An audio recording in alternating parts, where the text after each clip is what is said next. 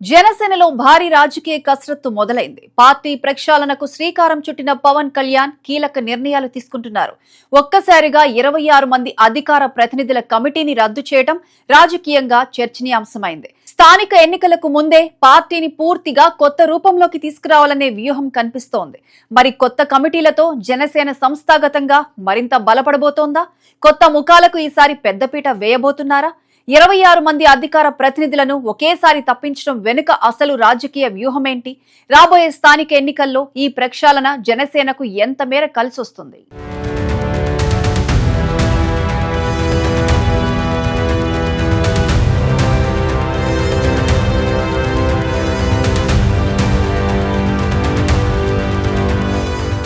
జనసేన అధినేత పవన్ కళ్యాణ్ పార్టీ సంస్థాగత నిర్మాణంపై పూర్తి స్థాయిలో దృష్టి సారించినట్లు తాజా పరిణామాలు చెబుతున్నాయి.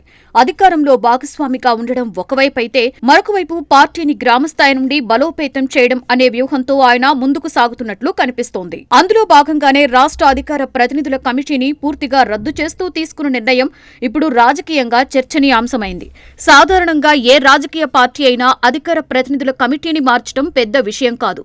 కానీ ఒకేసారి 26 మంది అధికార ప్రతినిధులను బాధ్యతల నుండి తప్పించడం, కొత్త కమిటీ ప్రకటించే వరకు పార్టీ పేరుతో ఎవరూ మీడియా సమావేశాలు నిర్వహించకూడదని, టీవీ డిబేట్లలో పాల్గొనకూడదని ఆదేశించడం మాత్రం అసాధారణ పరిణామంగా రాజకీయ విశ్లేషకులు చూస్తున్నారు.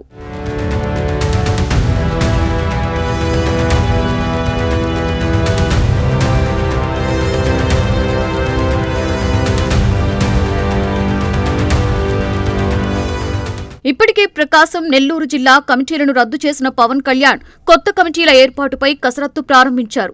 పార్లమెంటరీ నియోజకవర్గాల వారీగా కొత్త నిర్మాణానికి శ్రీకారం చుట్టారు. ఇప్పుడు అధికార ప్రతినిధుల కమిటీని కూడా రద్దు చేయడంతో పార్టీ ప్రక్షాళన మరింత వేగం పుంజుకున్నట్లు కనిపిస్తోంది. జనసేన స్థాపన నుండి ఇప్పటి వరకు పార్టీ ఎదుగుదల ఎక్కువగా పవన్ కళ్యాణ్ వ్యక్తిగత ఇమేజ్ పైనే ఆధారపడి ఉందనే అభిప్రాయం ఉంది. కానీ ఇప్పుడు అధికారంలో భాగస్వామిగా ఉన్న నేపథ్యంలో కేవలం నాయకుడి ఇమేజ్ సరిపోదని, బలమైన సంస్థాగత నిర్మాణం కూడా అవసరమనే భావనతో పార్టీ ముందుకు వెళ్తోందని రాజకీయ వర్గాలు విశ్లేషిస్తున్నాయి. స్థానిక సంస్థల ఎన్నికలు దగ్గర పడుతున్న సమయంలో ఈ మార్పులు జరగడం కూడా ప్రాధాన్యతను సంతరించుకుంది. గ్రామస్థాయి నుండి రాష్ట్ర స్థాయి వరకు పార్టీని సమర్థవంతంగా నడిపించాలంటే కొత్త నాయకత్వానికి అవకాశం కల్పించవలసిన అవసరముందని జనసేన భావిస్తున్నట్లు తెలుస్తోంది.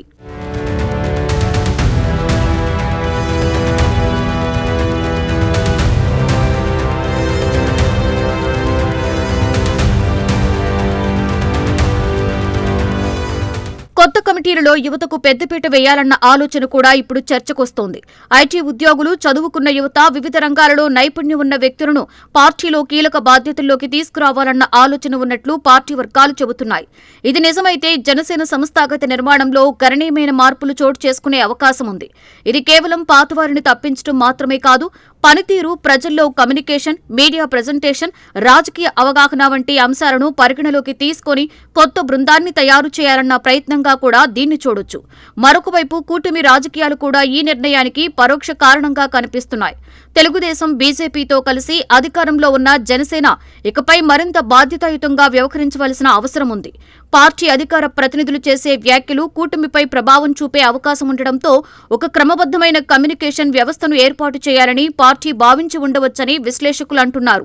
ఇప్పటి వరకు జనసేన తరఫున వేర్వేరు నేతలు వేర్వేరు అంశాలపై స్పందించేవారు. కొన్ని సందర్భాలలో అవే వ్యాఖ్యలు వివాదాలకు దారితీసిన సందర్భాలు కూడా ఉన్నాయి.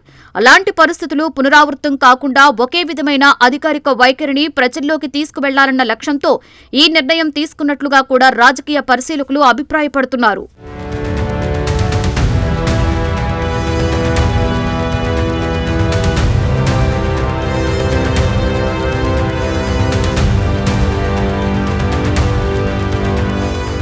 మరో ముఖ్యమైన అంశం పార్టీ పనితీరు సమీక్ష.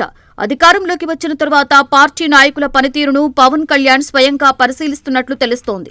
ఎక్కడ బలహీనతలు ఉన్నాయి, ఎక్కడ మార్పులు అవసరం, ఎక్కడ కొత్త నాయకత్వాన్ని తీసుకురావాలి అనే అంశాలపై ఆయన దృష్టి పెట్టినట్లు సమాచారం. జనసేనకు ఇప్పటి వరకు ఉన్న ప్రధాన బలం యువత. అదే బలాన్ని సంస్థాగతంగా మార్చాలంటే యువ నాయకత్వాన్ని ముందుకు తీసుకురావాల్సిందేనని పార్టీ భావిస్తున్నట్లు తెలుస్తోంది. అందుకే ఈసారి కొత్త కమిటీలలో యువతకు పెద్దపీట వేస్తున్నారనే ప్రచారం జరుగుతోంది. స్థానిక సంస్థల ఎన్నికలు ఏ పార్టీకైనా అత్యంత కీలకం. గ్రామస్థాయి బలం లేకుండా అసెంబ్లీ ఎన్నికల్లో విజయాలు సాధించడం కష్టమే. ఈ విషయాన్ని దృష్టిలో పెట్టుకునే పవన్ కళ్యాణ్ ఇప్పటి నుండే పార్టీని ఎన్నికలకు సిద్ధం చేస్తున్నారని రాజకీయ వర్గాలు విశ్లేషిస్తున్నాయి. అయితే ఈ మార్పుల ప్రభావం ఎలా ఉంటుంది అనేది కొత్త కమిటీల ప్రకటన తరువాతే స్పష్టమవుతోంది. పాత నాయకులకు ఎంత ప్రాధాన్యత ఇస్తారు, కొత్త వారికి ఎంత అవకాశం కల్పిస్తారు, యువతకు నిజంగానే పెద్దపీట వేస్తారా, సంస్థాగత నిర్మాణంలో ఎలాంటి మార్పులు తీసుకొస్తారు అనే అంశాలపై ఇప్పుడు అందరి దృష్టి ఉంది. మొత్తానికి జనసేనలో ప్రారంభమైన ఈ ప్రక్షాళన రాబోయే స్థానిక సంస్థల ఎన్నికలు, భవిష్యత్ అసెంబ్లీ ఎన్నికలు, పార్టీ సంస్థాగత బలోపేతం, యువ నాయకత్వానికి అవకాశం, కూటమి రాజకీయాల్లో మరింత సమర్థవంతమైన పాత్ర, ఈ అన్ని అంశాలను దృష్టిలో పెట్టుకుని పవన్ కళ్యాణ్ అమలు చేస్తున్న వ్యూహాత్మక పునర్వ్యవస్థీకరణగా రాజకీయ వర్గాలు విశ్లేషిస్తున్నాయి. మరి కొత్త కమిటీలు ఎలా ఉంటాయి, వాటి ద్వారా పార్టీకి ఎంత మేర ప్రయోజనం కలుగుతోంది, జనసేనను మరింత బలమైన రాజకీయ శక్తిగా మార్చగలవా అన్నది రానున్న రోజుల్లో తేలనుంది.